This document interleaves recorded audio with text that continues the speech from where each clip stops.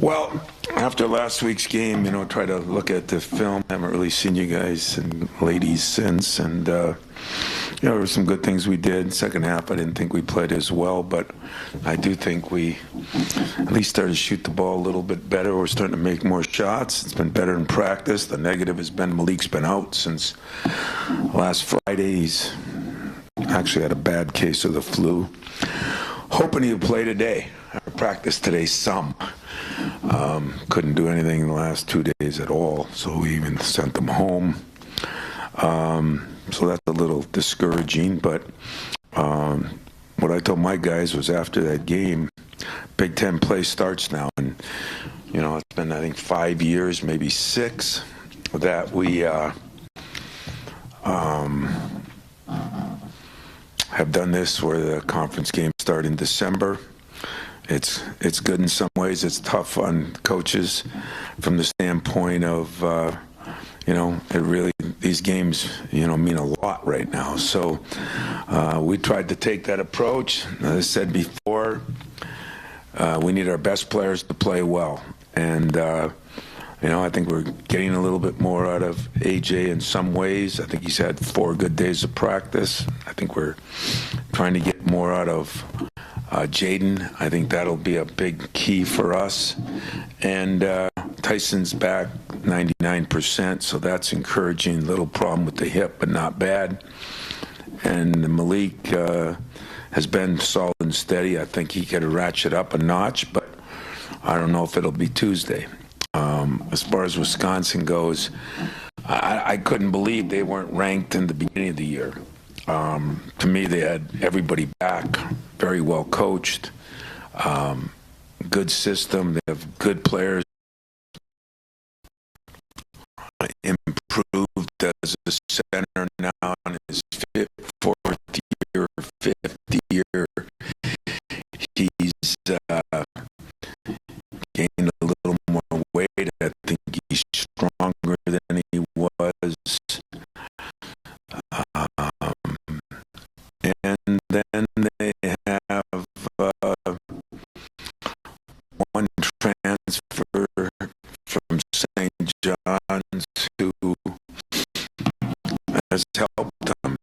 A very athletic kid who's really helped him. Essingen has been hurt a little bit, I guess with a back injury, and he's just coming off that. But the Kleinschmidt kid who they got before has really played well in his absence. So Storr's the guy that is the transfer, the one transfer they got.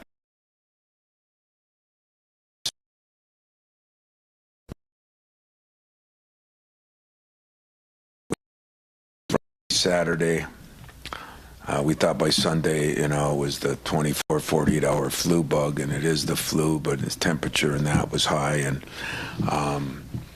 so then when Sunday didn't happen, then we, start re-looking at it, and that's what we're doing today. But he was in earlier today, met with the trainer, and just had no idea until we practice on what he can do and how much he can do. And one day could make a difference. The problem is it's not been 24, 48. It's been 4 days. And so I don't know what that'll mean game time, nor do I really care from the standpoint I can't control it, So I don't know, they'll have to deal with us too if we go smaller. So there'll be a couple things we're going to do, hopefully to even that out. Tom, talking about the Big Ten, Purdue goes to Maui, obviously does great, comes back, very first Big Ten game, loses on the road. Is that just kind of a reminder for you and for your guys what this league is like? Well, as I told you guys at the beginning of the year, with all the different things that are going on, I think in the last 2 days, Friday, Saturday, or Saturday, Sunday, I think there were 9 or 10 ranked teams that got beat by unranked, and some of them, Kentucky and teams that were 3 and 5 or whatever they were. I think this is what's going on. Is it parity? I don't really think so. I think it's some ups and downs. And in that game, I watched that Purdue game. Now, that's an exception to the rule because I thought both teams played at a pretty high level. And you got to give Northwestern a lot of credit before you blame Purdue for any letdown. I thought Northwestern played really well. And Purdue had a couple guys that didn't play quite as well, but it was a high-level game. And last night I caught a little bit of the Ohio State-Minnesota game, and I think this is the way it's going to be. I don't know in any conference. I mean, Duke loses 2 in a row. Arkansas is good, but their best player scored 30 a game a couple nights earlier, didn't play. So it's just strange what's going on, but it's nothing that I didn't talk to you guys about because I thought, with all the things going on and people coming and going, it's going to be a little bit like this. Hey, Tom, staying with those magic words, Big Ten, you mentioned parity. How much does home court advantage play a role, whether it's the Izzo or some of these arenas you got to go to? Yeah, I'm hoping a lot. I'm hoping a lot while we're home.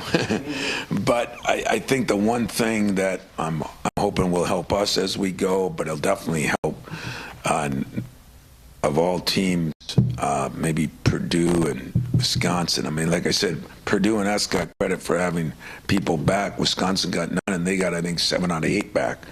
And so I think a team like Wisconsin that runs just a tight system and a point guard, Hepburn, who doesn't have to beat you with his scoring. He can shoot it, but he can do a lot of other things. They're very solid defensively. Teams against them, there's some unbelievable stat, like I've had like 50 assists and 114 turnovers or something. They don't give up a lot of free stuff, as we know. And so I've been I think home court should help a lot of people, but a Wisconsin team would not be one that I think would get affected by being on the road because of the way they play. There's not a lot of runs against them because it's hard to get breakout things against them. I mean, we were laughing today, it's been 30 years and they've had 3 different coaches or 4 different coaches, but every one of them have kind of been in the same mold, whether it be Bennett, whether it would be Bo, or now whether it's guard Greg. They're all kind of in the same mold, and so their system has kind of stayed the same too, and I think that benefits them. You're welcome. Wondering about what a team like Wisconsin coming off a top 5 win like that, the emotion and I guess confidence that comes from that going on the road. I mean, if you're that team, how do you translate that, and how do you kind of defend that as a coach? Well, as everybody says, you get a team like that, you get a big win, and we just asked kind of 2 exact opposite questions that are the same, meaning Purdue comes off this big win, wins Maui and feeling good, and then they lose a game, and everybody probably assumes that there was a letdown or this and that. So,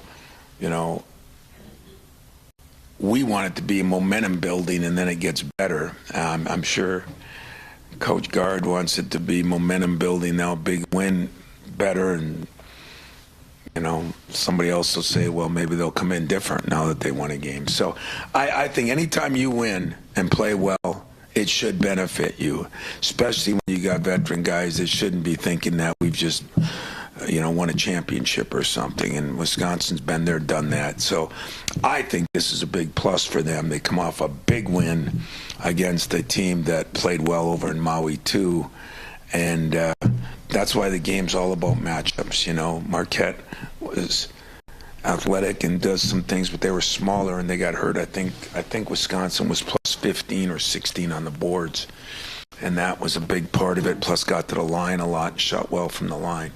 So those 2 things benefited. So that's why, at the end of the day, matchups are still going to be important, and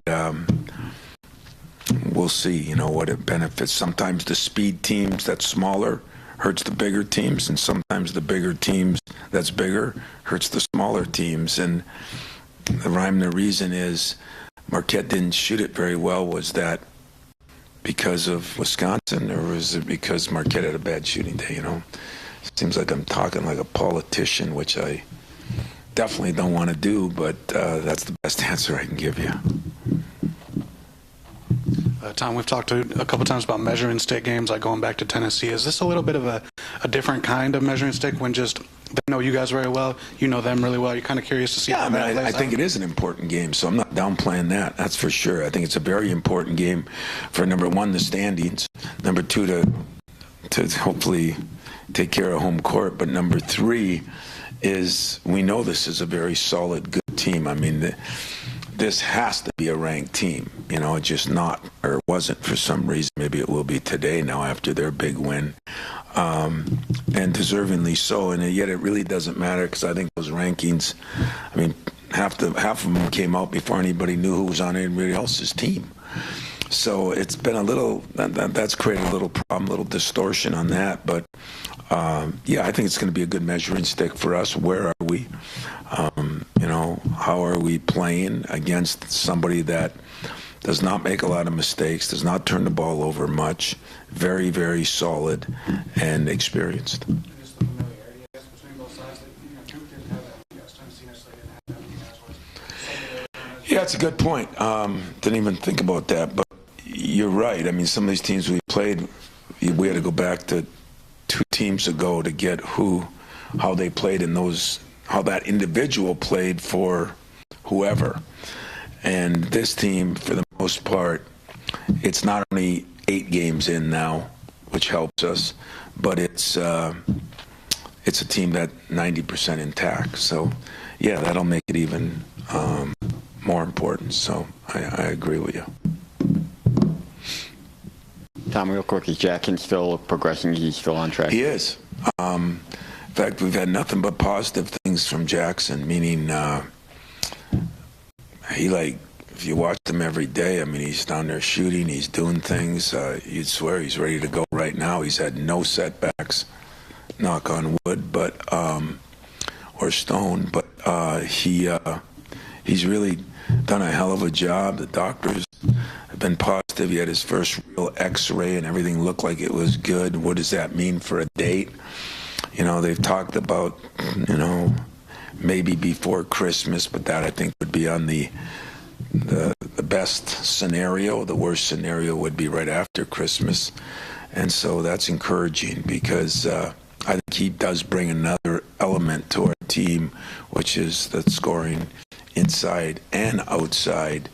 And his body is changing his whole, I think, game. I think he's going to be able to guard different people a lot better than last year. So Jackson don't want to make him out to be a savior, but I think he's going to help us a lot.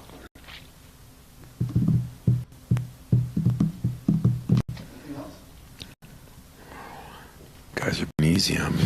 I know one of the things you've been concerned about over the course of the early part of the season is giving up the offensive boards, and this is a team that does rebound the ball really well. I guess, what do you need to see from Coop and we've Monty? been working on it. I mean, part of it is we're small, but, Jaden's been a little up and down. He's been non-rebounding, then he's rebounded very well. I think he's still we're going to have to gang rebound a little bit more. Cohen's got to do a little bit more on the rebounding no matter where he's playing, because he's capable of doing that. And, I think Monty and Coop have been pretty good. We just got to get more rebounds. We're trying to get AJ in there to get more rebounds with his size, especially on the defensive end. But part of that is, I think, our defensive stats have been good, but I think we're giving up more dribble penetration than we normally have, and then people get out of sorts, and those rebounds are cleaner. Another thing that somebody brought up to me that just shows you how crazy stats are, but we've missed. Last year we shot 78% from the line. This year we're at 66 or 5. We're shooting more free throws, but we're missing free throws, and those make for cleaner rebounds. So all of a sudden you get 2-3 more of those a game, and instead of being +3, I think we're now at you're +6 or 7, and you're saying you're human. So some of it is distorted a little bit, but some of it is we're just not as big a team, especially, Malik, I think's got to do a little bit more in that area. I showed him some tape on the Tennessee game, a bigger, stronger team when he had 14 boards. We got to get a little more out of him, and then I think a lot more out of our guards. Tom, you say you don't like talking like a politician. You can say no comment to this, but college football playoff, your favorite sport. Anything you want to weigh in on? Anything I want to weigh in on? Yeah, I might as well Say get. no comment. No, you know me, I'll always comment because I don't know if 12 is the right number. That seems a little high for me. That'd be like changing ours from 68 to 120. But I think you can see why it's got to be more than 4. I feel for Florida State. I actually talked to Keon a couple weeks ago. I feel for them because I think a coach did everything he can do. But if the true meaning is to get the 4 best teams, I kind of understand it, And so what do you do in that case? What is this going to bring? Thank God it's getting bigger. What would it bring? Would anybody want to play better non-conference games earlier if 1 loss or even 0 losses means you're not going to get in? That bothers me. A conference champ in a BCS league doesn't get in. But do I think they've got the 4 best teams? I mean, you could even argue, where Georgia is on that. I suppose some would argue where Oregon is on that, but I don't know. I don't know how good the Big 12 was that Texas was in, but I think they did the best job of getting the best 4 teams. I think there's no question that Florida State would have been in that. Their defense is unbelievable. But it's not only your starting quarterback, but, you don't even know if your backup quarterback would be able to play in it. I think that's difficult. And even though I feel for him, I understand it. The year we won the national championship, Kenyon Martin, breaks his leg, and all of a sudden we become the 1 seed instead of the 2 seed. So now we're playing in Cleveland and Detroit instead of... this stuff happens, and it's... who in the hell said life was fair? It's not. But do I feel for Florida State with a year they had and being an undefeated team? I do. Do I think... It's hard for me to say. I just don't know the whole quarterback. I didn't follow it that closely. I followed them a little closer just to see how Keane was doing, but I don't follow them as close as I do Big Ten or SEC teams. You're welcome. Very non-political, very honest, though. You mentioned Kroll, the big man for Wisconsin. You mentioned he's gotten stronger. Has he also gotten quicker with the drop step to the right shoulder? And that looks like a lot quicker baseline stuff. He gets there quick. He's more physical, so he's posting harder. He still can shoot a 3, but ironically, he's not shooting as many. Which I think is all part of the good things with their program, and they got a freshman, by the way, too, from right around the corner in Detroit, Blackwell, who's played very well for him too. So I'm sure there'll be some incentive for him there. So between Kroll, what Wisconsin does as good a job as anybody in the country is they recruit to their system. And their role players play their roles to the nth degree, and that is a great credit to their coach, I think, because it's hard to get people to do. Everybody wants to do what'll help them get to the league, or help them do this, or help them do that, and they do a damn good job of recruiting guys that'll play to the system they have. And then hold them accountable to that. So it's a hard team to play, an enjoyable team to pull for. Not tomorrow.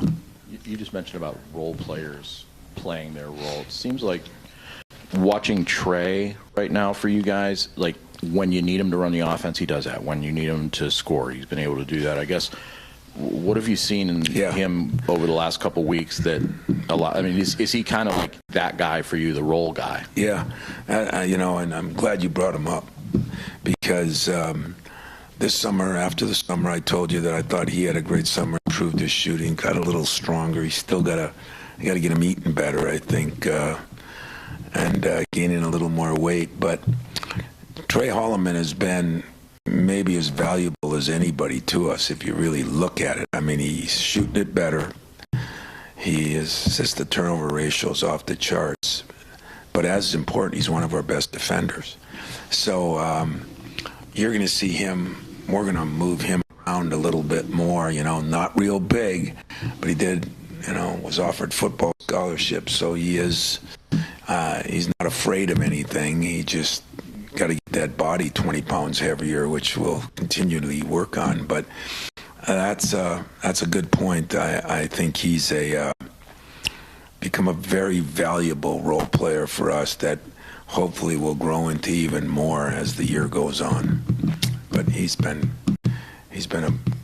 not a pleasant surprise because this summer I saw some of it coming, but I'd be lying to you if I told you I thought he was going to shoot it as well as he has. And he's done that in practice. He's practiced well. So he's been a big plus. All right, gang. So off the air, how many of you predicted the 4 that got in? You didn't? Who? You thought they'd take Florida State? You got it right. Most of you they thought they'd take Florida State. In front of who? Alabama or Texas?